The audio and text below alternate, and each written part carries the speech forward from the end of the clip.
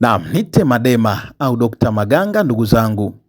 Leo nimekuja kukupa faida. Hii ni faida kama ulikuwa hujui, leo nakupatia faida. Mbele yako unaziona hizi ni ndulele au tunguja. Sawa? Au tulantu. Hayo yote ni majina yake. Nimekuletea hizi kwa sababu gani? Leo nahitaji uende ukaondoe nuksi, ukaondoe mikosi.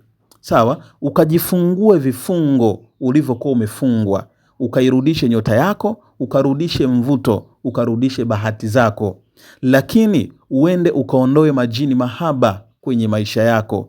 Ukaondoe mizimu mibaya, mizimu ya kichawi katika maisha yako. Lakini ukatoe uchawi, sawa, au matego uliotegewa wewe katika maisha yako, kwa sababu umekuwa ni mtu wa kuhangaika.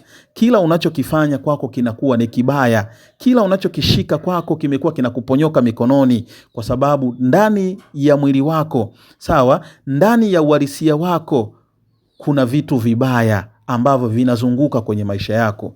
Umekuwa ukisumbuka sana hata katika masuala ya mahusiano. Mahusiano yako yamekuwa ya kusuasua. Riziki zako zimekuwa za kusuasua. Biashara zako haziendi vizuri kwa sababu umepigwa kitu kibaya ndani ya maisha yako. Kuna mtu alikunenea maneno mabaya. Kuna mtu alikushikia ubaya. Akafunga kazi zako, akafunga mahusiano yako, akafunga riziki zako. Leo nakufundisha hii dawa. Itakwenda kukusaidia. Tafuta ntulantu au ndulele au tunguja 7. Zikatekate hizo 7, tia kwenye maji. Utachukua dawa inaitwa mdaula. Utachukua dawa inaitwa mosha fedha.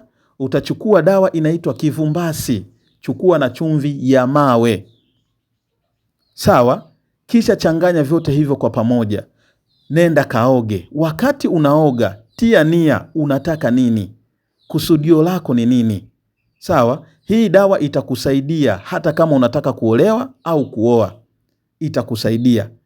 Majini mahaba alikuwa nakusumbua, watakwenda kuondoka. Bahati zako zitarudi, kazi zako zitarudi, biashara zako zitarudi. Mambo yako yatanyooka kwa asilimia kubwa. Umeshawahi kujiuliza kwa nini ndulele au tulantu zinazuia chuma ulete kwenye biashara? Ukichanganya na mkaa uliookota jalalani au barabarani. Kuna siri kubwa sana katika hizi. Leo nimekufundisha hii dawa. Kama unasumbuka na nuksi, mikosi, mabalaa, umekuwa ni mtu wa kukataliwa, bahati zako zimekuwa za kufunga, kila unachokifanya kwako ni kibaya, tafuta hizi dawa. Nenda kaoge kwa uwezo wa Mwenyezi Mungu. Fululiza kuoga muda wa siku 3. Muda wa siku 3 utakuja kunishukuru na utakuja kunikumbuka. Mimi napatikana Dar es Salaam, Gongo la Mboto, ndiko nakofanyia kazi zangu za tiba. Kwa tiba na ushauri utawasiliana na mimi katika namba nitakazokuwa nimeweka caption. Kwa uwezo wa Mwenyezi Mungu, fanya hili katika jambo lako. Mwenyezi Mungu atakusaidia, njia zako